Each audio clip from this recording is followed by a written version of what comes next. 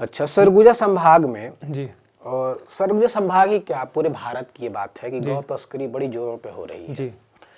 तो ऐसे में आप कोई राय दीजिए कि इस पे क्या कहेंगे आप, गौ तस्करी और पूरा धड़ल्ले से हो रहा है। हाँ देखिए, आज मेरे सुबह ही किसी ने ग्रुप में डाला कि शहर में बहुत तस्करी हो रही है गौ माता की, तो इस पर कुछ अपने को करना चाहिए। जसपुर में चल रहा है ऑपरेशन शंखनाद, तो वहाँ कंटिन्यू वहाँ से तस्करी होके चली जाती है। अभी जैसे 25 तारीख को क्रिसमस था, तो उस दिन बहुत सारी 25 से अधिक गौ माताएं तस्करी के दौरान पकड़ी गई हैं। कहाँ पकड़ी गई हैं? अंबिकापुर में ही। खा लेते हैं। जी जी जी, इंसान से बड़ा जानवर कोई भी नहीं। अच्छा, जब उस समय आप पे हमला हुआ था जी, तो आप कैसे बचे थे वहां से? मैं जैसे 112 के साथ गया था उस दिन। सांप आपके ऊपर डायरेक्टली अटैक नहीं करेगा, वो आपसे दूर बनना चाहेगा। आपको सांप दिख रहा था, आप उससे दूरी बना लीजिए। तो मतलब घर के किसी जगह घुस गया वो, ये उनकी जिम्मेदारी है ना। तो हम अगर नहीं देख पा रहे हैं तो लेकिन ऐसे आपको दूर रह के वॉच करना पड़ेगा। जैसे फॉर एग्जांपल यहाँ सोफा है, सोफा के अंदर घुस गया, आप दूर रह के बता सकते हैं कि जब अगर कोई भी डिपार्टमेंटल आदमी आए तो उनको बता देंगे कि सोफा के अंदर है, तो उस सोफा को पकड़ के बाहर ले जाएंगे। हो सकता है अंदर है तो इसके पार्ट्स को खोलेंगे, खोल के निकालेंगे। आपकी जिम्मेदारी है कि आप नज़र बनाए रखें। सांप कभी भी इंसान के करीब आके उसे काटना नहीं चाहता है, वो भी दूरी बनाना चाहता है। अगर आपके पैर के नीचे आ रहा है या फिर आप जबरदस्ती उसको पकड़ने की कोशिश कर रहे हैं, तभी अटैक करेगा। तो मतलब ऐसे कंडीशन में आप कहना ये चाह रहे हैं कि हम सतर्क रहें। हाँ, बस आप दूरी बनाइए। सबसे अच्छा यही है कि आप दूरी बनाइए, क्योंकि सांप मैमल्स की तरह नहीं है। जैसे भालू निकल गया, टाइगर निकल गया कि आपको देख के आप पे अटैक करेगा। वो बेचारा खुद दूरी बनाना चाहता है। नमस्कार, जय हिंद। मैं हूं जितेंद्र बिंदु। सरगुजा से, सरगुजा की मिट्टी से उठकर सांपों और जंगली जीवों के रक्षक के रूप में अपनी अलग पहचान बनाने वाले सत्यम द्विवेदी आज पूरे प्रदेश में स्नेक मैन ऑफ सरगुजा के नाम से जाने जाते हैं। एक साधारण परिवार से निकल करके जीवन को जोखिम में डालकर सैकड़ों जीवों की जान बचाने वाले सत्यम आज युवाओं के लिए एक मिसाल बन चुके हैं। आइए उनसे जानते हैं उनकी जिंदगी की जुड़ी हुई कुछ खास बातें। सबसे पहले आपका पता लोग चैनल पे स्वागत है। बहुत बहुत धन्यवाद। अभी हम लोग बात करेंगे कि चूंकि सांपों को पकड़ना, जीवों को सुरक्षा कर देना, ये कोई आम साधारण सी बात नहीं है। सही बात है। ऐसी चीजें हर कोई नहीं कर पाता। तो ये जो जुड़ाव है सांपों से, अलग अलग प्रकार के जीवों से, ये कैसे हुआ आपका? देखिए, अभी जैसे हमारे संस्था में कई सारे बच्चे आते हैं, बड़े तो आते ही हैं। बच्चे में ना 70-80% बच्चे को देखता हूँ ना, वो ना जीवों के प्रति थोड़ा सा अट्रैक्टिव रहते हैं, उनको एक रुचि रहती है। और मैं शुरू से ही जैसे जैसे एज भी जब मेरा बड़ा हुआ, फिर भी मेरा फोकस ना स्पीचलेस पे था, जो कि बेजुबान जीव हैं, जो बोल नहीं पाते हैं। और भगवान की कृपा से बहुत देर से मौका मिला, लेकिन मैं मतलब एक अपॉर्चुनिटी की तलाश में था। जब मैं कॉलेज के बाद पीएससी की तैयारी करने बिलासपुर गया, तो वहाँ सोशल मीडिया में और कहीं न्यूज़ में देखा कि यहाँ स्नेक रेस्क्यू एक टीम करती है। अच्छा। मैंने उनसे कांटेक्ट करने की कोशिश की। मैं सोचा कि कम से कम इनसे प्रशिक्षण लेके, इनके साथ जुड़ के कुछ वन्य जीवों की सेवा करने का मौका मिले। लेकिन उन्होंने एनओसी के लिए बोला कि घर से आप एनओसी ले लो। अच्छा, आपके घर से ले? हाँ, क्योंकि सर्प पर रेस्क्यू करना जान पे जोखिम का काम है। अगर कुछ हो जाता तो हो सकता है कि उन पे जिम्मेदारी आती। और जब फिर भी जीवों से लगाव था, मैं थोड़ा सा हिम्मत करके रेस्क्यू कर लेता था। लॉकडाउन के दौरान ऐसा हुआ कि जब हम घरों में कैद थे और हमारा मन करता था कोई तो रीजन मिले जिससे हम थोड़ा निकलें, मार्केट में एक्सप्लोर करें। अच्छा। तो एक बौरीपारा में ही घर था, वहाँ सांप निकला था। और मेरे प्रिय विनायक भैया हैं, उनके द्वारा सोशल मीडिया में पोस्ट किया गया कि शहर में कोई भी सांप रेस्क्यू करता हो तो आप आ जाओ, यहाँ सांप निकला है। अच्छा अच्छा। और चूँकि सांप से शुरू से लगाव था, बस मैं देखना चाह रहा था, तो मैं घर से बिना बताए उस लोकेशन पर पहुंच गया। मैं बोला कोई तो आएगा रेस्क्यू करने। काफ़ी देर के बाद लोग को कोई नहीं मिला, तो मेरे को लगा कि उसको मार देंगे लोग। तो थोड़ा हिम्मत करके मैंने किसी तरह रेस्क्यू किया। पैर तो मेरे भी काँप रहे थे, डर लग रहा था, लेकिन पता नहीं क्यों एक रहता है ना पागलपन, तो बस हिम्मत करके मैंने उसका रेस्क्यू किया। बोरे में मैंने डाला है। और लॉकडाउन का समय था, 2-2, 3-3 मंजिला बिल्डिंग थी, दोनों तरफ से लोगों ने ताली बजाना शुरू कर दिया। मैं ऐसे करके देख रहा था, दोनों तरफ से ताली बज रही है। तो ये जो कॉन्फिडेंस था और लोगों का प्रोत्साहन था, तो थोड़ा और हिम्मत आ गया। फिर एक अंकल ने जबरदस्ती ही, मतलब शुरू में बोला कि बेटा कुछ अमाउंट आपका होता है क्या? मैं बोला नहीं अंकल, ये तो मेरा प्रोफेशन भी नहीं है। उन्होंने 500 रुपये मेरे पॉकेट में डाल दिए। अच्छा अच्छा। और देखिए जैसे हम कोई भी काम करते हैं, अवार्ड मिलता है तो एक उत्साह बढ़ता है। वो पारितोषिक था आपके लिए। हाँ, तो बस वो वहाँ से शुरुआत हो गया। और भैया ने उस वीडियो को और मेरा डिटेल को सोशल मीडिया में डाल दिया, और धीरे धीरे ये शेयर होता गया और सभी का कॉल आता शुरू हो गया। अच्छा, एक चीज बताइए, आप एक साधारण परिवार से हैं जी। और हमें पता है कि आपकी माँ जो है शिक्षिका है, जी तो घर का माहौल, कोई अगर गवर्नमेंट का कोई एम्प्लॉय हो घर में, जी। तो एक प्रेशर आप पे कभी नहीं आया कि आप ये सब क्या कर रहे हो, सरकारी नौकरी करो, उसकी तैयारी करो, ऐसा कभी कुछ नहीं हुआ? देखिए मेरे जो पेरेंट्स हैं या फिर मेरा भाई है, मतलब भगवान की कृपा से मतलब बहुत ज़्यादा सपोर्टिव हैं, अभी भी बिलीव नहीं करेंगे। जैसे मेरा भाई बाहर आउट ऑफ इंडिया भी जाता है, अभी पुणे से रिटर्न आया घर में, तो घर में गंदगी रहती है, सारे एनिमल्स, बहुत सारे जीवों को घर में रखता हूँ। जब मेरा भाई आने वाला रहता है तो मम्मी पूरे डॉग्स की गंदगी जो है उनको क्लीन करती हैं, पिताजी देखते हैं कि क्या एनिमल्स घर में मेरे बहुत सारे हो जाते हैं, तो किसी ने सोफा फाड़ दिया, कोई मोजा फाड़ दिया, कोई कहीं गंदगी है, ये सब होता है। आसपास के पड़ोसी लोग को लगता है कि ये कैसे घर में रहता है, लेकिन मेरे घर वाले बहुत ज़्यादा सपोर्ट करते हैं। नहीं तो ऐसा कभी दबाव नहीं आया या फिर आपके ऊपर भी ऐसा अब लगा नहीं कि- आता है। शुरू में जैसे क्या है कि मम्मी को भी सब लोग बोलते थे कि बेटा खतरे से खेल रहा है, और मेरी मम्मी भी परेशान रहती थी क्योंकि रात्रि में फ़ोन आए 1:30 बजे 2 बजे तो मैं बिना घर वालों को बताया घर में चुपके से कुंडी लगाऊं और निकल जाता था। लेकिन घर आता था तो मेरी मम्मी दरवाजे पे दिखती थी, वो वेट करती थी कि मेरा बेटा सुरक्षित घर आएगा कि नहीं। नहीं तो मतलब मेरा सवाल ये था हाँ। कि परिवार ने कभी चिंता नहीं जाहिर की कि जीवन को कई चलाने के लिए? कई बार चिंता जाहिर की, और इस विषय में मतलब पापा ने भी प्रयास किया कि आपका वन विभाग में कलेक्टर साहब से भी अच्छा बॉन्डिंग है, तो अपनी जीविका के एक आधार बनाओ जिससे आपको आर्थिक आय भी हो, साथ में ये जो सेवा है ये दोनों पैरेलल चलता रहे। तो अब क्या हुआ कि जैसे जैसे थोड़ा थोड़ा नाम हुआ तो वन विभाग को ट्रेनिंग देने लगा, छोटे छोटे प्रोजेक्ट्स करने लगा, कलेक्टर साहब से ही बॉन्डिंग हुई, तो मेरा इस माध्यम से आय होता गया। अच्छा जी, तो ऐसे जीविका चलती रही। अच्छा, आपको स्नेक मैन कहा जाता है, जी। तो ये जो नाम है वो किसने दिया, क्या कारण था? स्नैक मैन नाम मुझे किसी ने नहीं दिया था, मतलब मीडिया के थ्रू ही शुरुआत हुआ स्नैक मैन का नाम, क्योंकि मैं बचपन से पढ़ता आ रहा था snake man of India. Romulus Whitaker जो हैं, हाँ, वो क्रोकोडाइल बैंक की स्थापना किए थे, वेनम सेंटर के भी। तो मैं उनका सुनता था, मैं सोचा कि हमारा सरगुजा जिला है, स्नैक मैन सब बोलते थे, तो हमने snake man of Surguja connect कर दिया। तो मतलब ये कोई ऐसा ऑथेंटिक नाम किसी ने ऐसा दिया, ऐसा नहीं है, लोगों ने ये नाम बना दिया आपका। जी। अच्छा, अब तक कोई अंदाजा है कि आपने आज तक के तिथि को हम देखें, अभी भी शायद आप सांप पकड़ के ही आ रहे हैं, जी। तो आज तक कोई ऐसा अंदाजा हो कितने सांपों का रेस्क्यू आपने किया होगा? अभी तक 10,000 से अधिक सांप हो गए। 10,000 से अधिक? जी। वो लगभग अपने अंबिकापुर। देखिए क्या है, फॉर एग्जांपल बता रहा हूँ कि जब बरसात आता है ना, तो एक दिन में ना 10 से 12 मेरी पूरी कार और जो एम्बुलेंस है दोनों भर जाते हैं, 10 से 12 प्रतिदिन। तो आप अगर एक दिन का 10 भी अगर बरसात के समय में ले रहे हो तो 10 दिन का 100 हो गया, महीना का 3,000 हो गया ना।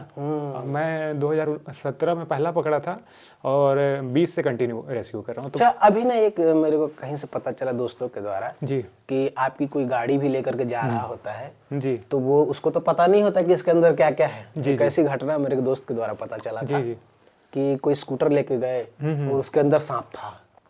तो ये आप इतना मतलब रिस्क लेते कैसे हैं, और दूसरों के लिए भी तो रिस्क देखिए है। जैसे आपने घटना बताया ना, जब मेरी पुरानी स्कूटी थी एक्टिवा, तो मैं रेस्क्यू कर रहा था, रेस्क्यू करने के बाद सांप को सामने ही रखा था, और मेरा दोस्त स्टेडियम में था, उसको जब मैं बुलाने गया, बुला के रिटर्न आया हूँ, तब तक मेरी स्कूटी चोरी हो गई थी। और वायरलेस में सब जगह बोला गया कि भाई एक स्कूटी चोरी हो गई है, उसमें सांप है और ध्यान दे। तो मैंने सोशल मीडिया में पोस्ट किया कि मेरी स्कूटी चोरी हो गई है, लेकिन मान लीजिए अगर कोई गलती से ले गया हो तो मैं बता दे रहा हूँ कि उसमें सांप था, आप अपना जीवन बचाओ। तो एक मतलब शहर में चर्चा का विषय बन गया था कि सांप सहित स्कूटी, पेपर में ऐसा आया था टॉपिक, मतलब जो हेडलाइन था, सांप सहित स्कूटी ले उड़े चोर। तो अच्छा, वो फिर स्कूटी मिला? नहीं मिल पाया। वो सांप और स्कूटी सभी? जी, दोनों चले। अच्छा, आपके अभी तक के रेस्क्यू में, जीवन में ऐसा कोई जानवर, सांप या कोई भी ऐसा जानवर ऐसा याद आता है जो कि ना मतलब एक खतरनाक सिचुएशन रहा होगा, ऐसा यादगार अनुभव रहा हो, या अच्छा या बुरा भी हो सकता है, ऐसा कुछ बताएं आप। देखिए ऐसे तो कई सारे रहे हैं, अभी रिसेंट लास्ट ईयर की ही घटना बता रहा हूँ कि जैसे मुझे एक महिला ने फ़ोन किया कि कुछ बच्चे हैं कम उम्र के, वो डलिये में सांपों को लेके जा रहे हैं, और जगह जगह दिखा रहे हैं। एक तरह से ये पशु क्रूरता और वन्य जीव क्रूरता दोनों है। तो मैं सोचा कि बच्चे हैं, हो सकता है उनको ज्ञान ना होगा, मैं उनके डलिए को लेके सांपों को छुड़ा के उनके परिवेश में छोड़ दूंगा। जब मैंने सांपों को निकाला है और हाथों में पकड़ा है तो बच्चे मेरे से खींचने लगे। इस दौरान ऐसा हुआ कि एक सांप ने मुझे काट लिया। ये सांप कौन सा था? नाग, स्पेक्टिकल कोबरा। तो बहुत खतरनाक। हाँ, अब समस्या ये थी कि आधा घंटा 45 मिनट बाद तो असर दिखना शुरू हो जाता। और उससे ज़्यादा बैड लक कि मेरे पास चार्जिंग वाली स्कूटी थी और उस दिन गणेश जी की विसर्जन के लिए पूरे शहर में आरती चल रहा था। तो रेलवे स्टेशन से ड्राइव करके उतना दूर जाने में काफ़ी समय लगता है। लेकिन फिर भी आउटर से होते हुए किसी तरह मैं अस्पताल पहुंचा। और जब अस्पताल पहुंचा तो कंडीशन ख़राब हो गया। शुरू में तो बहुत वो था कि मुझे लगा ड्राई बाइट हुआ है, लेकिन जब सांसें रुकने लगी, आँख से आंसू आने लगा। मेरे माता पिता मेरे आँख के सामने थे, पापा नहीं, सॉरी, बस मम्मी थी। लेकिन मेरे में इतना हिम्मत नहीं था कि मम्मी का आंसू पोंछ सकूं। तो वो कंडीशन सबसे वर्स्ट था मेरे लिए। अच्छा, एक चीज मेरे को बताइए, जैसे मेरे को तो कभी ऐसा जीव ने काटा नहीं, बहुतों को नहीं काटा है। जी जी। तो जब वो डंक लगाता होगा तो शरीर में कैसा अनुभव होता होगा? आप चूंकि आप तो देखिए, जब सांप काटता है तो जिसको नहीं काटा है, जिसको जीवों से डर लगता है, वो ऑटोमेटिकली उसको बहुत सारी चीज़ें लगने लगती हैं। जब नहीं भी होता तो होता है। जब भी मुझे पहली बार सांप ने काटा था, वो था रेड स्नेक का बच्चा, यानी कि धमना का बच्चा। वो छोटे में हरे कलर का होता है। अब जब मुझे वो काटा तो मैंने अपने जो एक्सपर्ट हैं दिल्ली के और रायपुर के, उनको फोटो भेजा कि सर इस सांप ने मुझे काट लिया है। उन्होंने बताया कि जहरीला सांप नहीं, लेकिन मेरे माइंड में चल रहा है नहीं जहरीला सांप है वो, ये सांप है, वो सांप है, हाथ काँप रहा है, परेशानी हो रही है, बुखार हो रहा है। नहीं भी होता है तो एक होने लगता है। अच्छा, अभी तक सबसे जहरीला सांप, अभी जैसे कि आपने बताया कि नाग काटा था जी, तो जब नाग डंक मारता है तो शरीर में क्या कैसा लगता है? मतलब दर्द? आपका जुबान सूखने लगेगा, जैसे थूक जो है ना वो सूखने लगेगा। उसके बाद फिर बार बार नींद आएगा, आँख पलकें बंद होने लगेंगी, नस खिंचाने लगेगा। तो ये न्यूरोटॉक्सिक वेनम रहता है तब ऐसा होता है, क्योंकि अपना जो खून है उसको गाढ़ा करने का काम करता है वो। अच्छा, एक सवाल ये था, चूंकि आप बहुत गहराई से इन चीज़ों को समझते हैं जी। सांप या कोई भी सांप, हमारे लिए सारे सांप ही हैं। जी जी। तो आप ये तय कर पाते हैं या फिर आपको देख करके समझ में आता है कि ये वाला जहरीला है, ये वाला कम जहरीला है? देखिए, शुरुआत के दिनों में तो नहीं था, लेकिन अब इतने सारे ट्रेनिंग ले भी चुका हूँ, अब तो देता भी हूँ। और प्रतिदिन कम से कम 3 से 4 घंटा मेरी, मतलब रात्रि में जब मुझे नींद नहीं आता तो मैं पढ़ता हूँ। तो पढ़ते पढ़ते बहुत ज़्यादा एक्सपीरियंस हो गया। सांपों की पहचान तो कर लेता हूँ।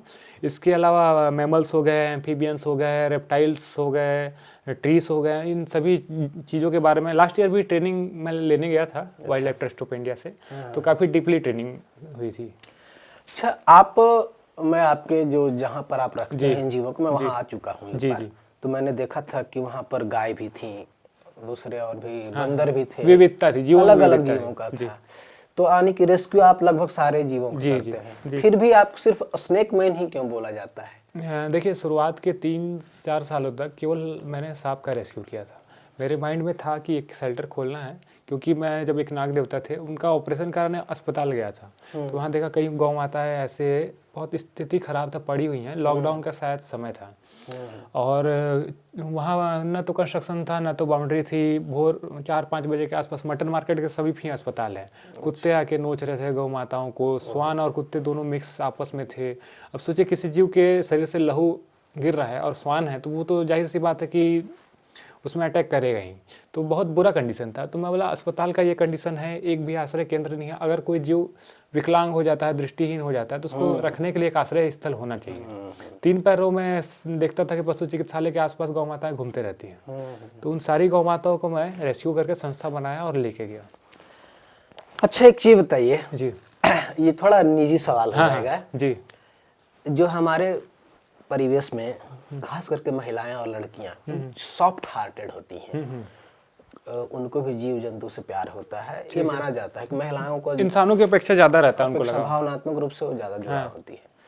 तो आपके जीवन में ऐसा कभी नहीं आया कि लड़कियों का प्रेम सर्प से है, सर्प पकड़ने वाले से प्रेम हो गया हो, ऐसा कोई जीवन में घटना हुआ? नहीं, ये ऐसा तो मेरे साथ नहीं हुआ है, क्योंकि मेरा ना अभी जैसे एक रहता है ना, इंसान किसी चीज़ को लेके फोकस रहता है तो पूरा माइंड में उसके वही रहता है। रात को सोता भी हूँ तो मेरे माइंड में रहता है अगले दिन कंस्ट्रक्शन करना है, ये हिस्सा अगर बन जाता तो ऐसा रहता। तो प्रायोरिटी चेंज हो जाती है। दूसरा क्या है कि धीरे धीरे ये प्रोफेशनल लाइफ जीने लगा हूँ, तो लोगों से ना एक डिस्टेंस मेंटेन होते जा रहा है, एक कम्युनिकेशन रहता है ना, तो क्या है कि मेरे पास बात करने के लिए बहुत ज़्यादा टॉपिक नहीं रहता, मैं थोड़ा इस मामले में स्वार्थी हो जाता हूँ। आपके साथ बैठा हूँ तो आप सोचेंगे कि रोड की बात कर लूँ, गंदगी की बात कर लूँ, फलाना नेता, क्रिकेट, ये सब मेरे माइंड में ये आएगा कि भाई फलाना ये स्पीसीज नया है, क्या है, वन्य जीवों में पेड़ क्यों कट रहे हैं, तो थोड़ा सा थिंकिंग अलग हो जाता है। और शहर में ऐसे थिंकिंग के लोग बहुत कम मुझे मिले हैं। तो आपके जीवन में अभी तक कोई लड़की? नहीं। ये सच है या जी सच बताया जा रहा है? नहीं, ऐसा नहीं, ऐसा। ठीक है जी। आपके अनुभव के अनुसार ना जानवरों का जो संरक्षण है उसके लिए सरकार की ओर से क्या बेहतर और काम किया जा सकता है, कुछ बता सके आप? देखिए बहुत सारी चीज़ हैं जिसमें कड़ाई की आवश्यकता है। नॉर्मली ट्रिपलिंग हम घूमते हैं तो ट्रैफिक पुलिस पकड़ता है, लेकिन अगर किसी सांप को मार देते हैं, लास्ट ईयर अभी आपको अगर वीडियो में इसमें चलवाना चाहूँगा, एक सांप था, उसको पटक के कार में स्कूल के सामने एक लड़का मारा ऐसे करके, मतलब जैसे रहता है ना रस्सी की तरह उसको पटक के मारा। बहुत ज़्यादा क्रूरता था, पूरा बॉडी उसका वो कर दिया था। मैं गया था FIR करने, TI महोदय को ये भी नहीं पता था कि उसमें कौन सी धारा लगेगी, जबकि ये शेड्यूल 1 का था, वाइल्ड लाइफ एक्ट 1972 के अंतर्गत प्रोटेक्टेड स्पीसीज है। मिनिमम 3 से 7 साल की सजा है, 50,000 से अधिक जुर्माना, कोई भी जानता है, लेकिन उन्होंने कोई कार्रवाई नहीं की। तो ऐसे में हम जैसे पशु प्रेमियों का, वन्य जीव प्रेमियों का दिल टूटता है। तो जो रूल है उनको ना स्ट्रिक्टली फॉलो किया जाए, क्योंकि बहुत इजीली ब्रेक हो जाते हैं, कोई वैल्यू नहीं देता है। तो ऐसा क्या आपको लगता है कि सरकार को ठोस कदम इस संबंध में क्या उठाना चाहिए? इसमें जैसे पशुओं के लिए SPCA, पशु क्रूरता निवारण समिति अधिनियम होता है। अच्छा। हाँ, हर जिले में गठित करके, और उसके अध्यक्ष और सह अध्यक्ष कलेक्टर साहब और SP साहब रहते हैं, तो वो कमेटी एक्टिव हो जाए और पशु क्रूरता के लिए काम करे। जैसे अभी भाजपा कार्यालय के थोड़ा सा दूरी पे एक गौ माता के साथ एक किसी व्यक्ति ने अनाचार किया, हमने CCTV के फुटेज को निकाल के पूरा कंप्लेन किया, कोई कार्रवाई नहीं हुई। दिवाली के वाले दिन एक गौ माता को मतलब पास कहीं गांव में लोगों ने मार के उसको खा लिया, उसका बछड़े को दूर बांध दिया था खेत में। वो बेचारा रो रहा था, जब उसको खोले तो वो जहाँ माँ के मतलब बॉडी पार्ट्स थे वहाँ बार बार जाके चिल्ला रहा था। गांव वाले समझे ऐसा कुछ है, धीरे धीरे पता चल गया कैसा है। तो इन मामलों में कार्रवाई नहीं होती, कार्रवाई हो भी जाती है तो कुछ दिन में सामने वाला छूट जाता है। तो ये सब रूल जो है ना, उनको स्ट्रिक्टली अगर गवर्नमेंट फॉलो करे तो बहुत सारी चीज़ें समाधान हो सकती हैं। अच्छा, अभी पिछले 2 साल में सरकार तो बदल चुकी है, ठीक है। इससे पिछले 5 साल जो गुजरा है उसमें कांग्रेस की सरकार थी जी। तो उन 5 सालों के दौरान आपके काम के लिए सरकार की ओर से कोई ऐसा सहयोग मिला? ऐसे सरकार के तौर से तो कोई सहयोग नहीं मिला था, क्योंकि व्यक्तिगत संबंध के तौर पे, मतलब शासकीय योजना के तहत नहीं, आदरणीय आदि बाबा ने काफ़ी सहयोग किया है। जैसे लास्ट ईयर जब उनकी शायद शासन उस टाइम नहीं था, लास्ट ईयर जब मैं ट्रेनिंग में गया था सतपुड़ा, तो उसका पूरा खर्च का वहन आदरणीय आदि बाबा ने किया था। और ऐसे भी मुझे किट के लिए फिर इत्यादि के लिए बाबा से जुड़ा हुआ हूँ। तो वो क्या है कि बाबा जीव प्रेमी हैं और युवाओं से कनेक्टेड रहते हैं, तो उन्होंने काफ़ी हेल्प किया था। तो मतलब ये है कि लोकल अपने स्तर पे उन्होंने मदद किया? हाँ, अपने स्तर पे, और वो अभी नहीं, मतलब हमेशा चाहते हैं और सपोर्ट करते हैं। अच्छा, सरगुजा संभाग में जी, और सरगुजा संभाग ही क्या पूरे भारत की ये बात है कि गौ तस्करी बड़ी जोरों पे हो रही है जी।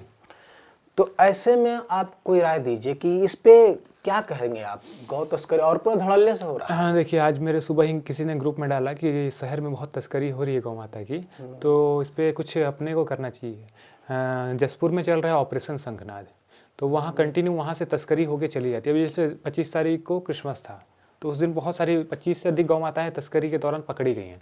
कहाँ पकड़ी गई हैं? अंबिकापुर में ही। ओहो। हाँ, और ये रूट जो है जसपुर से होते हुए, अंबिकापुर होते हुए, बलरामपुर होते हुए झारखंड जाता है। अच्छा, इधर से लोग तस्करी करके ले जी, जाया लेकिन यहाँ के गवर्नमेंट और पुलिस जो विभाग हैं थोड़ा सा स्ट्रिक्ट कम है। तो अगर वो प्रॉपर पेट्रोलिंग करें, लोग भी जागरूक रहें, क्योंकि देखिए नॉर्मली ये होता है कि जो हमारी संपत्ति है नहीं है, उसके साथ लोग कुछ भी करें हमको नहीं फर्क पड़ता है, हम ध्यान नहीं देना चाहते हैं। जबकि रोड में घूमता हुआ पशु हमारी भी संपत्ति है, क्योंकि ये हमारे परिवेश का हिस्सा है। लोग ध्यान नहीं देते तो लोग ले जाते हैं। अभी एक फुटेज आपको दूंगा, मिशन चौक से एक छोटे से बछड़े को स्कॉर्पियो में लोगों ने लोड किया रात्रि को और ले गए। छोटे छोटे बच्चों का भी तो हाँ। वो छोटा जो बच्चा है उसको ले जाकर क्या उसको भी हाँ खा लेते हैं? जी जी जी, इंसान से बड़ा जानवर कोई भी नहीं है। अच्छा, तो वो बच्चा कोई खास जैसे कि जैसे उसमें गाय भी होती है और बछड़ा और जो बछड़े बच्ची होती है उसको क्या बोलते हैं? गाय की जो मतलब नंदी बाबा, छोटे छोटे नंदी बाबा बोल दीजिए। तो नंदी बाबा को भी खा लेते हैं? हाँ हाँ, सबसे बड़ा समस्या यही, क्योंकि मैं जब संसार शुरू किया था तो एक जगह गया था, पूरा कढ़ाई में कट कट के बन रहा था, गया तो वो जो हथियार रहता है ना उससे सामने वाले ने मुझ पर हमला कर दिया था। तो उस टाइम थे कलेक्टर साहब अपने संजीव झा, तो उनको सारी बात बताई थी। उन्होंने शहर में पशु क्रूरता निवारण समिति की स्थापना कराई थी और उस टाइम कंटिन्यू मीटिंग होता था और काफ़ी अच्छा प्रभाव पड़ा था उसका शहर में और पशु क्रूरताएँ कम होने लगी थी। लेकिन जब से मतलब साहब का ट्रांसफ़र हुआ उसके बाद से ये मीटिंग अभी तक हुई नहीं है, तो मैं अपनी बहुत सारी बातों को जिला प्रशासन के सामने नहीं रख पाता हूँ। अच्छा, जब उस समय आप पे हमला हुआ था जी, तो आप कैसे बचे थे वहां से? मैं जैसे 112 के साथ गया था उस दिन। अच्छा, तो 112 की गाड़ी तो बाहर थी, मैं जब बाहर आया तो वो देखिए 112 है। और नॉर्मली जितने भी रेस्क्यू रहते हैं रात्रि के समय चाहे ऐसे रेस्क्यू, तो 112 की हेल्प से ही जाता हूँ मैं। बढ़िया है, अकेले जाना भी ठीक नहीं। हाँ, वो 112 वाले को मेरा घर का पता है तो वो डायरेक्टली मेरे घर आ जाते हैं। कोई भी अगर अच्छा, मतलब 112 से सहयोग आपको मिलता है जितनी जब आप उनकी कहते हैं? 5 गाड़ियां हैं, शेरवन से लेके सारी गाड़ियां मेरे डायरेक्ट घर आती है, वहाँ से हम पिक करते हैं और रेस्क्यू करके वापस तो रिलीज उसके लिए भी वो लोग कोई प्रोटोकॉल फॉलो आपसे करवाते हैं या फिर आप नहीं, जब कहते जैसे हैं तो फॉर एग्जांपल है कि अगर यहाँ कोई सांप निकल गया है तो आप 112 में कॉल कीजिए, 112 में कॉल आएगा, 112 से मेरे पास कॉल आएगा, वो मेरे घर आएंगे, फिर ये प्रोसेस है। अनऑफिशियली आप गवर्नमेंट का तो मदद कर ही रहे हैं। हाँ, इसके लिए मैं एक बार सम्मानित भी हुआ था, तुकाराम सर थे यहाँ के एसपी। हाँ। तो मैं इकलौता था जो कि इस जीवों की रक्षा के लिए वो पुलिस डिपार्टमेंट की तरफ से सम्मानित हुआ। नहीं, तो आपको ऐसा नहीं लगता है कि जब गवर्नमेंट आपका सहयोग ले रही है, जी, जब आप 112 की बात करते हैं तो हमने सरकार को कॉल किया है, हाँ, राइट, आपको नहीं किया है। जी, और वो घूम फिर करके आपके पास आ रहे हैं। जी, तो ऐसा कोई प्रावधान बनना चाहिए कि नहीं कि आपको बतौर टीम में शामिल किया जाए कि गवर्नमेंट की ओर से हो, क्योंकि आप तो फिर इंडिविजुअल एक आम आदमी मदद कर रहे हैं। नहीं, लेकिन देखिए जब अगर ऐसा हो जाएगा ना तो गवर्नमेंट मेरे लिए सैलरी निर्धारित करेगी। जब अगर किसी चीज़ के लिए वेतनमान करेंगे ना तो आदमी स्वार्थी हो जाता है। अब सोचेगा कि भाई मैं जाऊँ ना जाऊँ, मेरा तो सैलरी आ ही जाएगा, जैसे अब वेतनमान में। तो सबसे बड़ा समस्या यही है। मैं इतना अनुभव देखा, जब मेरे संस्था में जो भी विजिटर करने आते हैं या फिर जो मेरे से जुड़े हुए लड़के हैं, वो उनको सैलरी नहीं मिलती है, वो काम ना मतलब जो भी सहयोग करना है वो निष्पक्षता से करते हैं और श्रमदान भी। और जो संस्था के कर्मचारी हैं उनको मासिक सैलरी मिलती है, तो उनको ना बस सैलरी से मेनली मतलब रहता है। जब तक मैं टोकूँ ना कि इस गौ माता का मतलब इस ज़रूरत को आप लोग ध्यान देना, तो वो नहीं करते हैं। तो जहाँ लालच जुड़ जाता है ना, काम में लापरवाही आ जाती है। अच्छा, ये एक सवाल मन में ये आता है जी कि भारतीय जनता पार्टी जो है जी गाय को लेकर के बड़ा संवेदनशील है, जी जैसा कि देखने में लगता है। जी, लेकिन जमीनी स्तर पे आप कई जगह जहां भारतीय जनता पार्टी की सरकार है और गौ माता की जय हमेशा से करती आई है, हम हमेशा देखते हैं, तो आपको ऐसा नहीं लगता है कि संवेदनशीलता सिर्फ दिखता है, जमीन पे कुछ नहीं है? देखिए मैं ना जब शुरुआत संस्था किया था ना तो पॉलिटिकल काफ़ी जुड़ा हुआ था सभी लोगों से, भाजपा से भी जुड़ा था। तो मैं ना एक पार्षद महोदय उनके पास याद आपको मतलब बताना चाहूँगा, नाम तो नहीं लूँगा।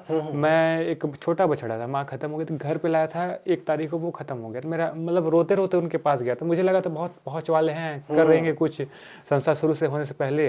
तो आप ना पार्टी या ऐसे किसी नेताओं पे भरोसा नहीं कर सकते, व्यक्तिगत संबंध पे भरोसा कर सकते हैं। जैसे मेरा आपसे व्यक्तिगत संबंध है, अगर आप छोटे पद में हैं या बड़े पद में हैं, अगर व्यक्तिगत संबंध है तो आप उतना वैल्यू देंगे, काम को करेंगे। तो या तो भाजपा हो, कांग्रेस हो, कोई भी पार्टी हो या अधिकारी हो, जनप्रतिनिधि हो, आप व्यक्तिगत संबंध मजबूत कीजिए, पार्टी से ऊपर उठिए और व्यक्तिगत संबंध पे चलिए। तो अच्छा, इसको आप, जीवन तो बड़ा लंबा है अभी, जो आपकी उम्र है जी, उस हिसाब से तो अभी जीना भी बहुत बाकी है। राइट, और आपके जीवन में आगे आकर के और भी जिम्मेदारियां परिवार से लेकर के हर चीज की बढ़ेंगी। जी जी। तो आप जीवन भर क्या इसको एक प्रोफेशन या सेवा भाव के दोनों में से कैसे आप देखते हैं? देखिए मेरा ये प्लान है, अभी समय का अभाव के चलते नहीं कर पाया। लास्ट ईयर जो ट्रेनिंग लेके आया था, मेरे पास नेचुरलिस्ट का डिग्री है और बहुत सारे जगह से टच है और बात भी हो चुकी है। मैं एज ए नेचुरलिस्ट छत्तीसगढ़ में ज्वाइन करना चाहूँगा, मेरी ये कामना है। और जगह जगह जाके लोगों को जैव विविधता के लिए मैं से जागरूक करूँगा। साथ में शासन वेतनमान भी कर सकती है और ऐसे मेरा मतलब जो आय है वो होता रहेगा। और उसके बाद जितना समय मेरे पास बचता है वो मैं अपने संस्था में देना चाहूँगा, क्योंकि उनसे बहुत ज़्यादा लगाव है। मैं 2 दिन के लिए भी दूर नहीं जा पाता हूँ। तो पूरा टारगेट मेरा क्या है, मेरे संस्था पे रहेगा, लेकिन ये है कि शासन के साथ जुड़ के लोगों को जागरूक करके अपने साथ कनेक्ट कर सकता हूँ। जैसा कि मैं देखा हूँ कि जहाँ आप रेस्क्यूअर के सारे जीवों को रखते हैं जी वहाँ बहुत सारे जीव हैं अलग अलग प्रकार जी के। जी तो वैसे में मान लीजिए कि आपको कहीं जाना होता है, जी। तो जब कहीं गए 2 दिन या 4 दिनों के लिए, तो ऐसे में कैसे मैनेज कर पाते होंगे काम को? देखिए हमारे पास मजबूरी है, क्योंकि हमको अपने रिप्लेसमेंट के तौर पर लोगों को तैयार भी करना है। तो हमने अभी फिलहाल तो मतलब पब्लिक से सहयोग लेके 2-4 वर्कर, मतलब सेवक ही हैं, वर्कर नहीं बोलेंगे, वो हमारे संस्था के सेवक हैं, सेवकों को रखा है कुछ मानदेय पर। अच्छा, मानदेय आप वहाँ पे है कुछ? हाँ, मानदेय पे हैं। तो ये कौन देते हैं? जैसे पब्लिक से ही हेल्प मिल जाती है। लोग जो जीव प्रेमी हैं, सेवा भावी हैं, वो थोड़ा थोड़ा कंट्रीब्यूट करते अच्छा, तो ये जो आम लोग हैं वो स्वेच्छा से आप स्वेच्छा से सहयोग करते हैं। तो इसके लिए क्या है, कोई तरीका से आप पैसे मांगने जाते हैं लोगों से, या फिर कुछ लोग चल के आते हैं? नहीं, जैसे मेरा एक ग्रुप है, उसमें लगभग 1000 लोग हैं। अच्छा अच्छा। और वो मेरे परिवार की तरह है। अगर मुझे चोट भी लगती है तो मैं उसमें अपडेट करता हूँ, तो सब साथ देते हैं। अगर हॉस्पिटल निर्माण भी कर रहा हूँ तो मुझे अगर 2 प्रोफाइल सीट की भी ज़रूरत है तो एक बार विनती करता हूँ कि आप सहयोग कीजिए। तो ऐसे करके, क्योंकि देखिए 100 जीव हैं और कोई भी इतना सक्षम नहीं रहता कि सबका इलाज, रेस्क्यू सारा कुछ कर पाए, क्योंकि एक छोटी सी गौ माता है, उनमें भी मतलब प्रतिदिन का मिनिमम 20 से 30 रुपए मिनिमम खर्च है। तो समझ सकते हैं कितनी बड़ी जिम्मेदारी है। और क्या है, ये हमारे समाज का हिस्सा है। जितने भी जीव जंतु हैं तो समाज के लोग ही साथ आके और सहयोग करते हैं। अच्छा, सांपों को पकड़ने के लिए जी, किसी भी तरह का सांप हो, जी, आम जैसे लोग, हम जैसे लोगों को तो पता भी नहीं चलता कि जी, किसको कौन सा खतरा है, किसमें कितना खतरा है। जी, जी, तो उसके लिए ट्रेनिंग तो जरूरी है मेरे ख्याल से। तो नहीं, आपने लीगल भी नहीं है। अच्छा, अगर आप रेस्क्यू करना चाहेंगे तो वो जो वाइल्ड लाइफ एक्ट 1972 बताया, उसके तहत आप पे कार्रवाई हो सकती है। आप गूगल करके देखना, अभी कुछ दिन पहले भी कोरबा में जो ऐसे रेस्क्यूअर थे ना, उनके ऊपर कार्रवाई हुई थी। आपको ना पीसीसी साहब से परमिशन लेना पड़ेगा, उनका रिटर्न आपके पास आएगा, फिर यहाँ से वन विभाग से परमिशन लेना पड़ेगा। इस प्रोसेस के बाद कर सकते हैं। और इस प्रोसेस के लिए बहुत, मतलब पीसीसी मतलब स्टेट के सबसे बड़े अधिकारी, तो इस प्रक्रिया के थ्रू जाना पड़ता है। और मैं क्या है कि ये प्रोसेस अपनाया था, और वन विभाग में कैंपा जो है उसमें मास्टर ट्रेनर था। और जब पंकज सर थे तो मेरी वन विभाग से मानदेय भी मेरी चालू थी, तो मैं एज ए सैलरी बेस्ड ये काम करता था। अब तो डिपार्टमेंट से अच्छा टच है और उनके साथ ही काम करता हूँ, तो कोई ऑब्जेक्शन है नहीं। तो अभी आपका कोई मानदेय नहीं चल रहा है क्या कहीं से? अभी मानदेय मेरा चल रहा है। अच्छा, हाँ, ठीक है, चूंकि जीने के लिए पूर्व कुछ तो- कलेक्टर महोदय के माध्यम से ही हाँ, एक निश्चित मानदेय मुझे मिलता है। हाँ, बढ़िया। अच्छा, आम लोग अगर सांप को पकड़ने जाते हैं जी, तो किन किन टाइप का खतरा है? जैसे कई बार ये स्थिति ऐसा पैदा होता है, जैसा कि आपने कानून का हवाला तो दिया कि आम आदमी नहीं कर सकता, लेकिन आम आदमी के पास जब एकाएक वो चीज आता है, जी, अभी जैसे मेरा घर है, जी, घर के अंदर कोई सांप प्रवेश कर रहा हो, मैं देख रहा हूँ, जी, तो या तो मैं उसको मारूंगा, या तो उसको निकालूंगा बाहर, जी, या तो अगर क्षमता है तो उसको पकड़ूंगा। जी। तो ऐसा जब एकदम से भयावह स्थिति हो, तो ऐसे में आम आदमी को क्या करना चाहिए, कैसे उससे देखिए अभी 112 का मैंने नाम लिया। आप 112 में कर लो कॉल, 100 में कर लो, माफ वन कीजिएगा, विभाग को कर लो। मैं बीच में आपको टोक रहा हूँ। 112 की सुविधा शायद आपके पास बहुत जल्दी पहुंच भी जाता है।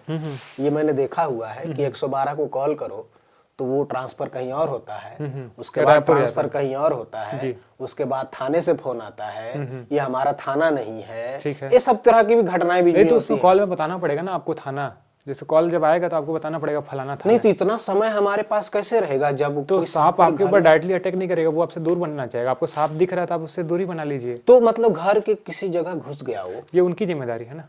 तो हम अगर नहीं देख पा रहे हैं तो लेकिन ऐसे आपको दूर रह के वॉच करना पड़ेगा। जैसे फॉर एग्जांपल यहाँ सोफा है, सोफा के अंदर घुस गया, आप दूर रह के बता सकते हैं कि जब अगर कोई भी डिपार्टमेंटल आदमी आए तो उनको बता देंगे ये सोफा के अंदर है, तो उस सोफा को पकड़ के बाहर ले जाएंगे। हो सकता है अंदर है तो इसके पार्ट्स को खोलेंगे, खोल के निकालेंगे।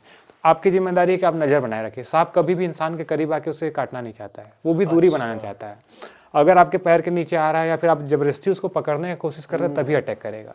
तो मतलब ऐसे कंडीशन में आप कहना ये चाह रहे हैं कि हम सतर्क रहें। हाँ, बस आप दूरी बनाइए, सबसे अच्छा यही है कि आप दूरी बनाइए, क्योंकि सांप मैमल्स की तरह नहीं है, जैसे भालू निकल गया, टाइगर निकल गया कि आपको देख के आप पे अटैक करेगा। वो बेचारा खुद दूरी बनाना चाहता है। तो आप आम लोगों को कोई आप कैमरे को देखकर संदेश दें कि अगर आपके घर में सांप दिखता है तो आप क्या करेंगे?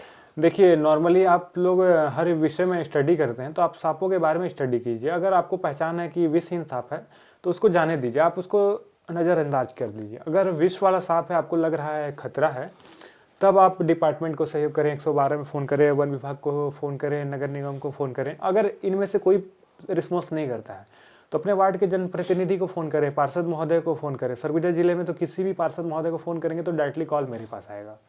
तो सरगुजा जिले में आप मतलब शहर की बात बता रहा हूँ, ग्रामीण क्षेत्र की बात नहीं बता रहा हूँ। तो ऐसे बहुत सारे ऑप्शन हैं और प्रयास करें कि आप दूरी ही बनाए रखें, सबसे बेस्ट यही है। अच्छा, अब तक लगभग किन किन जो आपको याद रहता हो, क्योंकि आपने 3000 से ऊपर बताया कि सांप पकड़ के रखा है, कहाँ उतना ध्यान रहता है, लेकिन मोटे तौर पे नहीं, पकड़ के उनके परिवेश में मैंने छोड़ा है। हाँ, छोड़ा है जी आपने। जी जी। तो आपको लगभग कुछ याद आता हो कि इन्हीं प्रजातियों को के सांपों को मैंने पकड़ा, कुछ नाम अगर बता पाए? देखिए, मैंने जो मतलब मेरा फेवरेट अभी तक आज एक ही मिला है, कॉमन एल्मिनो कैरेट। कॉमन एल्मिनो कैरेट, जैसे आप पीछे दीवार देख रहे हैं, किस कलर का है? व्हाइट है। प्योर व्हाइट सांप देखा है आपने कभी? मैंने एक बार कहीं देखा है चिड़ियाघर में। चिड़ियाघर में देखो, एल्मिनो, वो भी कैरेट। कैरेट कौन से कलर का होता है? वो तो येलो कलर का होता होगा ना? अहिराज होता है। कैरेट जो कॉमन कैरेट है वो ब्लैक एंड व्हाइट स्ट्रिप में रहता है, प्रॉपर व्हाइट जैसे इस पन्ने के कलर का नहीं होता है। वो रेयर मिला था, टाइम्स ऑफ इंडिया में भी छपा था जब मैंने रेस्क्यू किया था। सूरजपुर जिले में कुएं में उतर के उसका रेस्क्यू किया था। तो ये मेरा फेवरेट सांप है जो कि रेयर मिला है। उसके बाद फिर रसल वाइपर मिल गया, बॉम्बू पिट वाइपर हो गया, ग्रीन पिट वाइपर हो गया। लगभग सरगुजा में मिलने वाले हर ही प्रजाति का सांप मैंने रेस्क्यू किया है। अच्छा, अपने यहाँ सरगुजा में ज्यादातर जो कौन सा प्रजाति के सांप अक्सर? हाँ, देखिए, वेनमस में जो कि जहरीले हैं उसमें स्पेक्टिकल कोबरा है, यानी कि नाग। ये जो आप एरिया में है, डिगमा में है, पूरे डिगमा, सरगावा, सकालू तक नाग ही नाग है, क्योंकि सॉइल है वैसी, यहाँ मुरम वाली सॉइल है, इसके चलते नाग ज़्यादा है। और नॉन वेनमस में रेड स्नेक, वो कॉमन है, पूरे इंडिया में कॉमन है। रेड स्नेक यानी कि धामन, ये पूरे इंडिया में कॉमन है।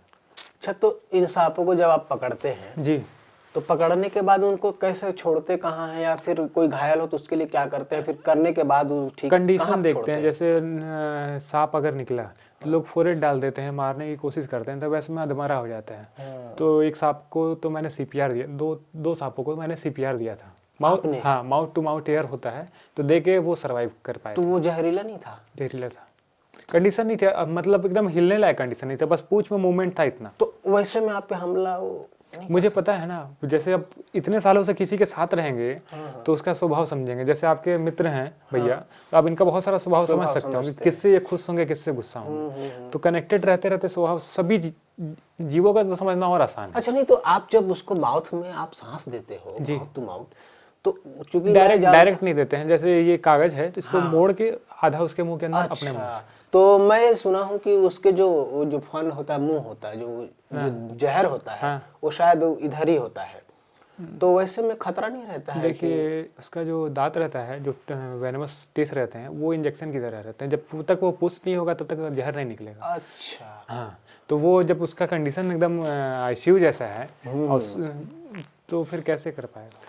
अच्छा, एक चीज और बताइएगा कि जो जहरीला सांप है और वो पानी के अंदर है, और आप भी पानी के अंदर हैं, आप तो पकड़ लेते हैं, मैं अपनी बात कर रहा हूँ कि मैं भी पानी के अंदर हूँ और सांप भी पानी के अंदर है, वो जहरीला है, तो क्या ऐसी स्थिति में वो मेरे को डंक मार सकता है, या फिर कोई पानी आपके पैर के नीचे आएगा तभी मारेगा? वो दूरी ही बनाना चाहिए। एक सांप है चेकर्ड किलबैक, वो काटेगा ही काटेगा, वो दूरी नहीं बनाएगा। अच्छा, वो लेकिन जहरीला सांप नहीं रहता है, वो पानी में ही रहता है नॉर्मली। पानी में चेकर्ड किलबैक बोलते हैं उसको इंग्लिश में, और नॉर्मल आम बोलचाल की भाषा में डोड़ सांप। अच्छा, डोड़ सांप जी, तो वो बाइट किंग होता है, वो काटता ही काटता है। अच्छा, सांपों और इंसान दोनों हम इसी धरती के जीव हैं जी। तो सांप और इंसान दोनों पर्यावरण के लिए सबसे ज्यादा घातक कौन है, और संतुलन बनाने के लिए दोनों में से बेहतर कौन है? देखिए, घातक तो आप ऑलरेडी जानते हैं कौन है, इंसान। हाँ, सबसे बड़ा जानवर तो वही है। और सांप इसलिए है क्योंकि देखिए, हम क्या खाते हैं? अनाज खाते हैं। अनाज कौन उगाता है? हम किसान ही किसान उगाते हैं। उगाता है। और किसान का मान लीजिए एक तरह से दुश्मन किसान चूहे को मानता है। हाँ। तो ये चूहे को खाते हैं, चूहे का पॉपुलेशन कम करते हैं, तो ये हमारे लिए बेनिफिशियल हो गया, क्योंकि ये फूड चैन हो गया ना। तो और जैसे सांपों की बहुलता जब होती है तो जो जहरीले सांप हैं, जैसे कि धामन हो गया, वो जहरीला सांप नहीं, जो नाग है वो धामन को खा जाता है। किंग कोबरा नाग को भी खा जाता है। तो ऐसे करके ये आपस में कंट्रोल कर लेते हैं पॉपुलेशन, आपस में इनका फूड चेन चलता है।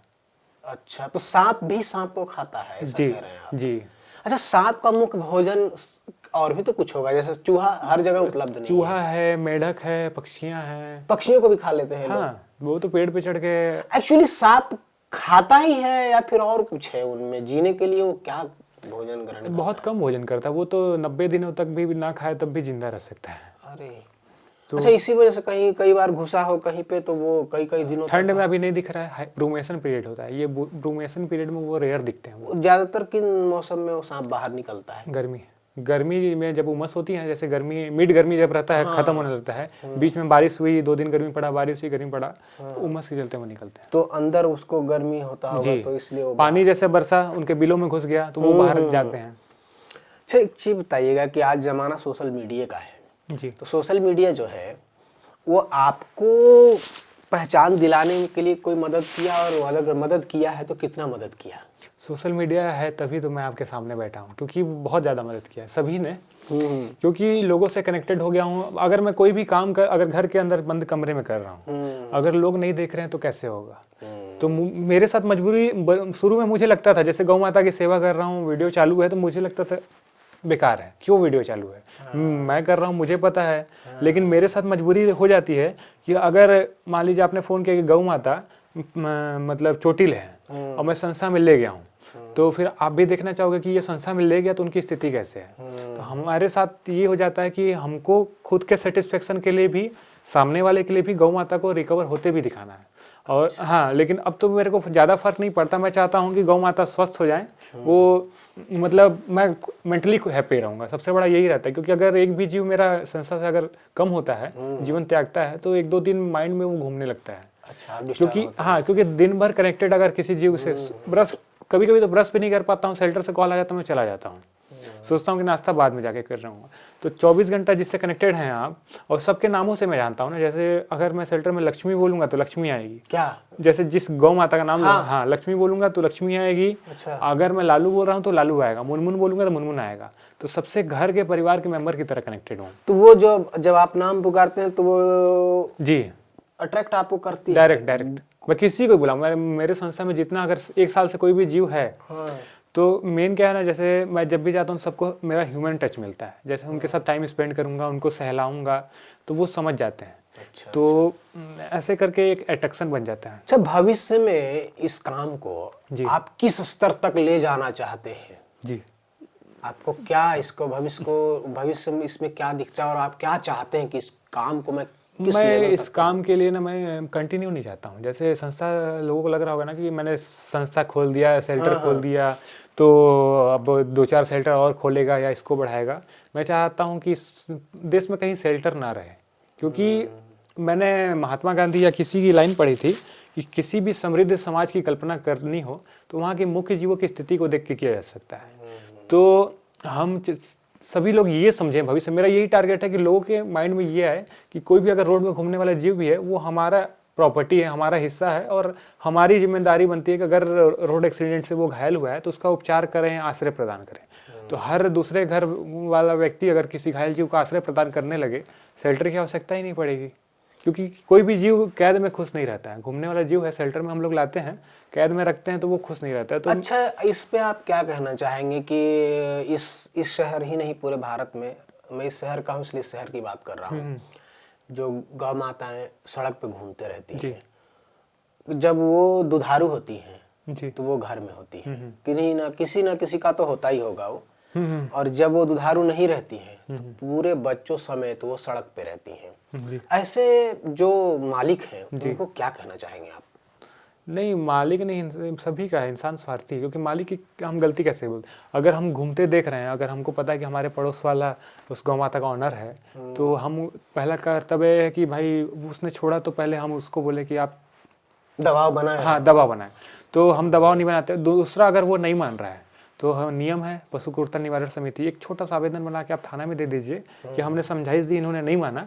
जब पुलिस वाले आगे कंप्लेन प्लस जुर्माना और साथ में जेल करेंगे तो वो सामने वाला समझेगा। तो ऐसा ये प्रावधान के बारे में थोड़ा सा विस्तार से बताएं कि एक व्यक्ति को हम कोई भी ABCD एक व्यक्ति है जिसके पास एक गाय है और वो दुधारू समय में घर में रखा है और बाद में वहाँ है जी, तो एक आम साधारण व्यक्ति को किस प्रोसीजर के तहत कैसे कैसे करना होगा? सिंपल ये है कि आप थाना में आवेदन दे सकते हैं, नगर निगम में को भी हक है कि जुर्माना लेने का।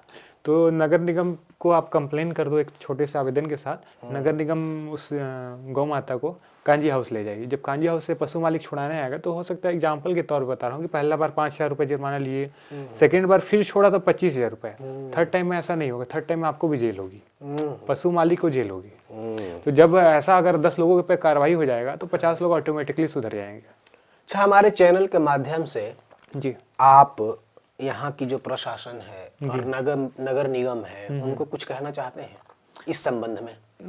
बस यही है कि जो मैंने पहले चर्चा की थी पशु क्रूरता निवारण समिति, उसको थोड़ा स्ट्रिक्टली फॉलो किया जाए और पशु मालिकों पर रेगुलर जुर्माना के साथ साथ पुलिस की पेट्रोलिंग बढ़ानी पड़ेगी, क्योंकि जो तस्करी हो रही है उसको रोकने के लिए। क्योंकि हमें समझना चाहिए कि गौ माता की हम पूजा करते हैं, लक्ष्मी है, तो हम उनको लक्ष्मी की तरह ट्रीट भी करें। अगर वो रोड में घूम रही हैं, प्लास्टिक खा रही हैं, तो फिर भगवान रहे कहाँ? आपके लाइफ में जी, एक जीवन साहू नाम के व्यक्ति थे, हाँ, है ना? जी जी, याद होगा आपको? जी जी, उन्होंने अपना उंगली काटा था कोई आंदोलन में। जी। तो इस तरह का जो आंदोलन है समर्थन करते हैं आप? देखिए, उन्होंने जीवन साहू नहीं, उनसे पहले आदेश सोनी भैया हैं, मेरे लिए प्रिय हैं। सबसे पहले उन्होंने बोला था, काफ़ी वर्षों से वो गवर्नमेंट से विनती कर रहे थे कि गौ माता को राज्य माता का दर्जा घोषित किया जाए। जब शासन ने नहीं, मतलब उन्होंने बात रखनी चाहिए, शासन ने अभी तक अप्लाई नहीं किया। तो उन्होंने गौ माता, मतलब शासन का ध्यान केंद्रित करने के लिए ये बोला कि आप इतना तारीख तक अगर घोषणा नहीं करते हैं तो मैं 1 तारीख को अपने शरीर का एक अंग विभक्त कर लूँगा। तो उन्होंने रोड में ही बैठ के डिवाइडर पास ऐसे करके हथियार से अपने उंगली को अलग कर ली और ब्लड हो गया था। उसके बाद भी शासन का जब आँख नहीं खुला तो उन भैया से प्रभावित होकर एक जीवन भैया हैं, उन्होंने भी अपनी एक उंगली अलग कर दी। अच्छा जी, 2 लोगों ने ऐसा किया है? जी जी। तो मेरा सवाल ये है सत्यम जी जी, कि आंदोलन करने का जो तरीका है जी, उसमें ये सही फिट बैठता है? देखिए, सबका अलग अलग नज़रिया है। देखिए, जब हमारे सामने गांधी जी की तस्वीर है, बगल में भगत सिंह की है, ये जैसे बगल में आप देख पा रहे होंगे, जी जी, इनको नमन करना चाहूँगा। तो गांधी जी का जो संघर्ष था, उनका लड़ाई था, वो विनम्रता से था। और हमारे चंद्रशेखर आज़ाद जी थे या फिर भगत सिंह जी थे, ये गर्म दल वाले थे, थोड़े एग्रेसिव थे। तो ये जो प्रक्रिया है, थोड़ा सा हो सकता है इससे संभावना ये थी कि जल्दी रिजल्ट मिल जाता, शासन का ध्यान जाता और शासन गौ माता को राज्य माता का दर्जा घोषित कर जाती। साइलेंटली हम करेंगे तो बहुत साल निकल जाए, लेकिन कोई फर्क नहीं पड़ा। कोई फर्क नहीं पड़ा। तो उनके नज़रिए से और सभी के, देखिए, आमतौर पर लोग बोलेंगे मूर्खता है कि भाई किसी बेजुबान जीव के चलते आप खुद को क्यों अपाहिज कर रहे हो। लेकिन मेरे हिसाब से ये, मतलब ऐसे लड़ाई नहीं भी लड़ी जाती है, लेकिन इसके अलावा ऑप्शन नहीं बचता है, क्योंकि अच्छा, मतलब वो रास्ता फर्क नहीं पड़ेगा, किसी को फर्क ही नहीं पड़ रहा है ना। किसी को फर्क आप बोलते रहो, कितना भी करते रहो, कोई फर्क नहीं पड़ेगा। अच्छा, एक चीज है कि सरगुजा संभाग में जी, लगातार खनन हो रहा है, जी, जंगलों की कटाई बेतरतीब चल रही है। ऐसे में जो हमारे जीव जंतु हैं उस पर क्या प्रभाव पड़ने की संभावना है? देखिए, लास्ट ईयर एक पक्षी आया था मंगोलिया से, फैल्कन, पेरेग्रीन फैल्कन। वो बेचारा घायल होकर 5,000 किलोमीटर दूर से हमारे सरगुजा में आया था, वो घायल होकर गिर गया था। तो ऐसे जीव विलुप्त होते जा रहे हैं। जैसे सबसे बड़ा प्रभाव क्या है, आप कभी गिद्ध देखे हैं क्या सरगुजा में? मेरे को तो याद नहीं है कि विलुप्त हो चुका है, विलुप्त हो चुका है। अभी मैं मूलतः बिहार का रहने वाला हूँ। हमारे यहाँ मैं देखता था जब मैं छोटा था, तो जब कोई जीव मर गया, जैसे गाय ही मरा, तो पहले ले जाकर के एक निश्चित स्थान पे लोग डाल देते थे जी, और पूरा गिद्ध का एक झुंड आता वो मैं भी था देखा, हाँ, और खा जाता था जी। और सिर्फ उसका हड्डी जो पिंजर होता है वो बचता था। आज अभी भी मैं उस गांव में जब अभी भी जाता हूँ, चूंकि मेरा गांव है, वास्तव में मैं देखा हूँ कि वहां भी गिद्ध नहीं दिखता, जबकि सैकड़ों की संख्या में मैंने देखा है। तो ऐसे एक एक करके जीव विलुप्त होते जा रहे हैं सरगुजा से। अब हमको पता नहीं चल रहा क्योंकि हम अध्ययन नहीं करते हैं। मालाबाइट, हॉर्नबिल विलुप्त हो गया, हॉर्नबिल नहीं दिखता हमारे को। हम सोचते हैं कि हमारे घर के बाहर गौरैया दिख रही है, मैना दिख रही है, तो बस वही जैव विविधता है। उसकी संख्या मुझे लगता है कि कम है अब। गौरैया की संख्या भी अब कम है। हाँ, तो हम जिन जीवों को अपने परिवेश में देखते हैं तो सोचते हैं बस यही जैव विविधता है, लेकिन एक एक करके बहुत सारे जीव विलुप्त होते जा रहे हैं सरगुजा से। हमारे ऐसे नज़दीक में किंग कोबरा जो है कोरवा में मिलता है, हमारे सरगुजा में नहीं मिलता है। तो ये सारी चीज़ें, अभी हाथी मिलता है, मेरे को लग रहा है कि हाथी का भी संख्या बहुत ज़्यादा कम हो जाएगा धीरे धीरे करके। टाइगर बहुत रेयरली हमारे सरगुजा संभाग में आता है, लेकिन अभी देखिए प्रतापपुर में मार दिया गया। हाँ, ये काया उसको ही हाँ, तो कद्र नहीं है भाई। इंसान स्वार्थी है, उनको बस अपने स्वार्थ का कद्र है, बाकी किसी का कद्र नहीं है। अच्छा, जब मान लीजिए कि धरती से जीव जंतुओं में कमी आएगी, तो इससे पर्यावरण पे क्या असंतुलन होगा और क्या प्रभाव पड़ेगा बड़ा? जैसे इस साल देखा आपने, बारिश बहुत ज़्यादा हुई थी, तो मौसम बैलेंस बिगड़ेगा। और जब ठंड नहीं भी है तो हो सकता है कि ठंड पड़ने लगे, उसी समय बारिश हो जाए, इंसान का तबीयत खराब हो, धीरे धीरे उसका परिणाम हम पे आए कि नई नई बीमारियाँ होंगी। अभी कोरोना आया था, हो सकता है 2-4 और बीमारियाँ हो जाए, मौसम के बदलाव से हमारा तबीयत खराब हो। तो प्रकृति अपना रिवेंज लेती है, वो बैलेंस कर लेती है। अच्छा, जीवन चक्र प्रभावित होगा, चूंकि अब एक जीव के बाद तीसरे जीव के बीच का एक जीव गैप अगर होता है, चूंकि वो विलुप्त हो जाए, तो जब जीवन चक्र प्रभावित होगा तब क्या असर पड़ेगा इंसानों पे? शिक्षा देखिए, शिक्षा को हम लोग बोलते हैं कि बहुत अच्छी चीज़ है, लेकिन जैसे जैसे शिक्षित इंसान हो रहा है ना, स्वार्थी हो रहा है। आपने बहुत पहले चिपको आंदोलन का नाम सुना होगा। रीता बहुगुणा जोशी थी, जिन्होंने पेड़ों को बचाने के लिए पेड़ों से वो लिपट गए थे। आपको सरगुजा में ऐसा कोई लगते हैं कि करेगा कि भाई पेड़ों के लिए कुछ एक? अभी हाल ही में कुछ लोग कोशिश किए, उनको डंडों से मार मार के हटाया गया। वो शहर के लोग नहीं थे ना। हाँ, वो गांव के लोग, ग्रामीण थे। शहर के लोगों को फर्क नहीं प्रकृति से जुड़े हुए लोग हैं। शहर के लोगों को ये लगता है कि हाँ, ऑक्सीजन जो है वो तो हमारे पास आएगा ही। गाँव वाले को तो हो सकता है गाँव के पेड़ कट जाएंगे तो गाँव वाले को नहीं मिलेगा, तो वो विरोध कर रहे हैं। तो शिक्षित व्यक्ति हमेशा ना बस अपना सर्कल ही देखता है कि मेरा घर परिवार खुशी रहे, अच्छा आमदनी हो, खाना पीना मिल जाए, बस। वो नहीं, भविष्य नहीं सोचता है और बहुत सारी चीज़ों पे ध्यान नहीं देता है। अच्छा, क्या कभी ऐसा हुआ कि आपका काम को देख करके पिछले कई सालों से आप इस फील्ड में हैं, तो गवर्नमेंट ने सीधा कोई ऑफर किया हो कि नौकरी का, जॉब का करो आप? नहीं, ऐसा कभी नहीं हुआ है। किसी भी सरकार में नहीं। अब तो उम्मीद भी नहीं। शुरू में मैं जॉब और नौकरी के लिए शुरू में सोचता था, क्योंकि सोचता था कि शासन से जुड़ के ही कुछ कार्य किया जा सकता है, ऐसे इंडिविजुअल और फ्रीलांस नहीं किया जा सकता। लेकिन जैसे जैसे लोगों का साथ मिला, सबका आशीर्वाद मिला, तब मुझे फ्रीलांस जीवन ज़्यादा अच्छा लगता है। तो अब आप नौकरी नहीं करना चाहते हैं? अब मैं नहीं करना चाहता। कारण? बन जाएगा इंसान, जैसे हाँ, जैसे बहुत सारी चीज़ों को हम जान पाएंगे कि ये गलत है, लेकिन आप अगर किसी का अंडर आ जाएंगे तो उस गलत को गलत नहीं बोल पाएंगे।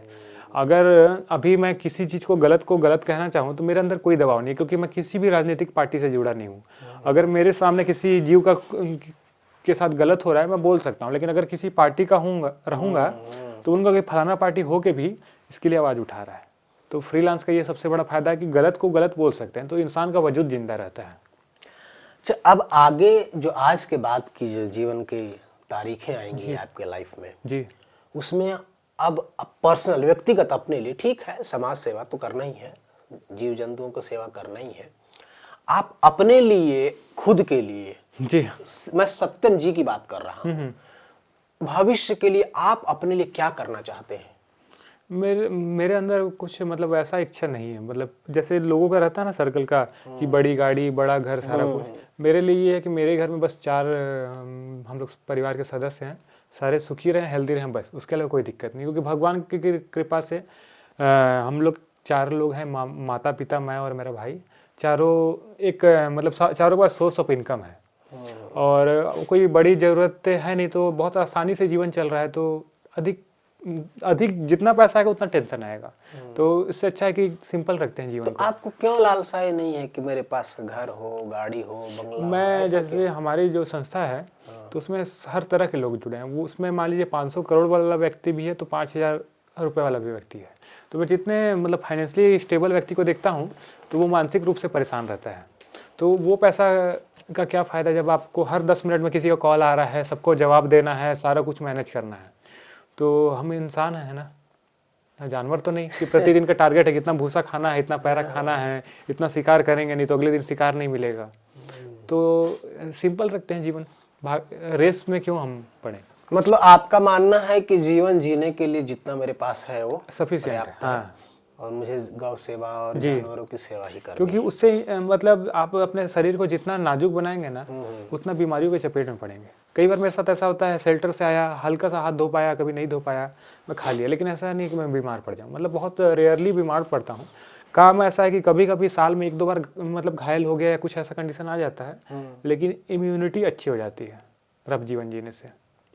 ठंड नहीं लगता है ज़्यादा, गर्मी नहीं लगता है ज़्यादा, छोटा मोटा कटा पीटा तो अब आदत हो गया, डेली कटता है कहीं ना कहीं, तो दुखता नहीं है। अच्छा, एक बार आपके हाथों को अजगर आज काटा था, मैं देखा था, कोई सांप बंदर काटा था, बंदर था एक बंदर बार। सांप तो काटा। अभी रिसेंट में जो निशान है ये सांप का ही है। तो सांप तो हर 6-7 महीना में एक बार बाइट हो जाता है। तो काम ये आम सी बात हो गई है। लेकिन बंदर ने इस उंगली को काटा थी, ये अलग होने को कंडीशन में था। ओहो, कौन ये तो आपके यहाँ शेल्टर से में सीला था हुआ बंदर या फिर कोई हाँ, जंगली था? वो शेल्टर का ही था, स्वस्थ हो गया था और पिंजरा तोड़ के निकल गया था। और चूंकि वो पॉस कॉलोनी है, किसी और को बाइट कर देता तो मजबूरन मुझे पकड़ना पड़ा। तो उसमें उसने मेरे उंगली को काट लिया, तो फिर मैं उसको रेस्क्यू किया और वो जंगल छोड़ के आया, फिर लाइफ लाइन जाके अपना ट्रीटमेंट कराया। तो आप हमारे साथ आज कीमती समय दिए हैं, जी जी, इसके लिए बहुत बहुत नहीं धन्यवाद। तो ये थे सत्यम द्विवेदी जी। यह यात्रा सिर्फ सांप को बचाने तक का सीमित नहीं है, यह जीवों के प्रति प्रेम, जिम्मेदारी और पर्यावरण संरक्षण की भावना का प्रतीक है। उनका कहना हमें यह सिखाती है कि डर से बड़ा होता है कर्म और संवेदना। सत्यम न सिर्फ जंगली जीवों का रक्षक है, बल्कि इंसानों में सोई हुई संवेदना को भी जगा रहे हैं। सरगुजा के असली नायक इस बात के उदाहरण है कि निर्माण हो तो इंसान असंभव को भी संभव बना सकता है। जैसा कि मैंने पहले भी कहा था कि कुर्सी वही रहेगी, लोग बदलते रहेंगे। आप हमारे साथ जुड़े रहें। धन्यवाद।